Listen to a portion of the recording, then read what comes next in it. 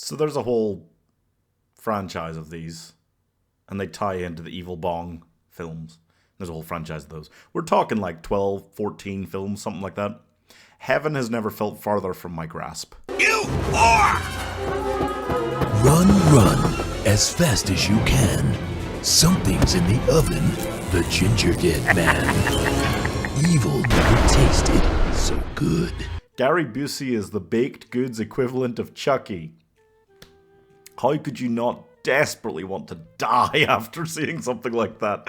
71 minutes of pure hell. I mean, from the CGI, just looking at it, to trying to hear what they're saying in some scenes. It's just, it does not get much worse. I say that because this is the first of 14 films I'm sure I'll be made to watch all of. The Gingerdead Man stars Gary Busey as serial killer Millard Findlemeyer, whose killing spree ends with him going to the electric chair, but not before he warns the young woman whose testimony sent him to the chair that his mother is a witch down in Coonsborough, and he'll get her from beyond the grave. And then a year later or something, a witchy woman drops off a pack of gingerbread mix on her doorstep that's got her son's ashes mixed into it. And then her friend bleeds into it, like almost immediately, and they still use it.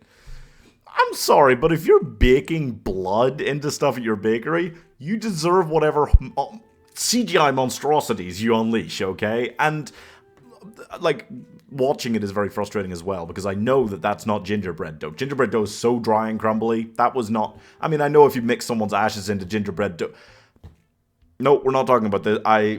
So, his witch mom cursed it, but also they got blood in it. And then the oven has like an electrical meltdown that seemed to cause it to come to life. I really can't tell which part of that did it, or if it took all of those coincidences to happen all at once.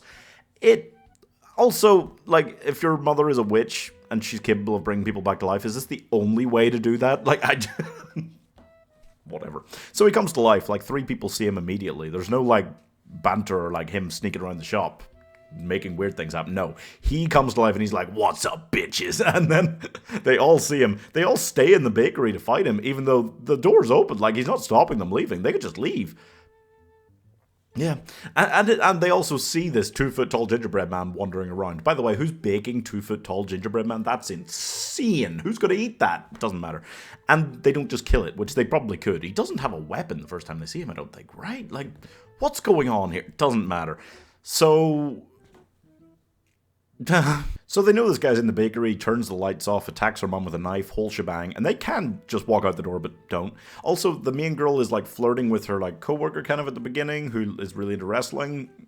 There's a lot about him going on. And then ends up flirting with the town delinquent as well. By the way, just FYI to the writers, I'm pretty sure most of the time the town delinquent does not call himself the town delinquent. That's not in their vocabulary normally. It doesn't matter.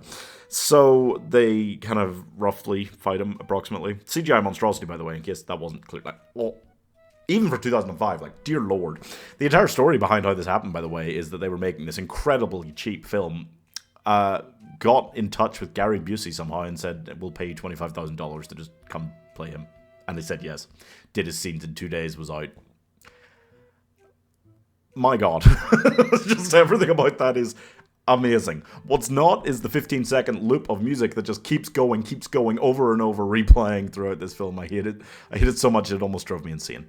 And also, apart from anything else, what idiots chose to make this and didn't make it a Christmas film?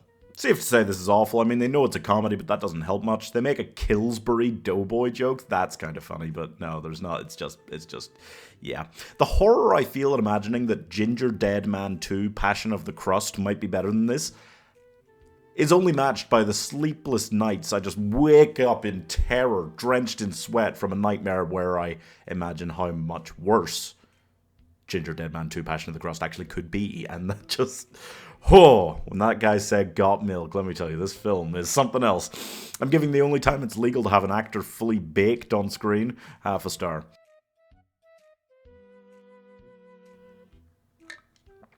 Like, it starts with Gingerdead Man, makes it to Gingerdead Man versus Evil Bong. There's Ginger Weed Man in there. And Evil Bong 666, like...